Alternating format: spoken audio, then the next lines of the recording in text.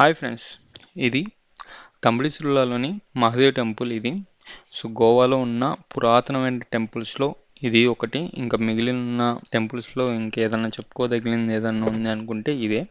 ఇది 1200 సెంచరీలో ఇది కట్టింది. ఇక్కడ మనకి లాటరస్ స్టోన్ మాత్రమే దొరుకుతుంది. గోవా మొత్తం ఎక్కడ దొరికినా కానీ లాటరస్ స్టోన్ దొరుకుతుంది. అది రెడ్ స్టోన్.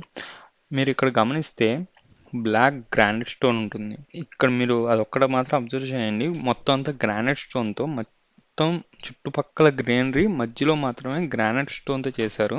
చాలా అద్భుతం అని చెప్పుకోవచ్చు. ఓన్లీ ఈ టెంపుల్ కోసం మాత్రమే మనకి గ్రానైట్ని తెప్పించుకొచ్చి మరీ చేశారు. దీని గురించి ఇంకా చాలా చరిత్ర ఉంది. దీనికి పార్ట్ 2 కూడా ఉంది.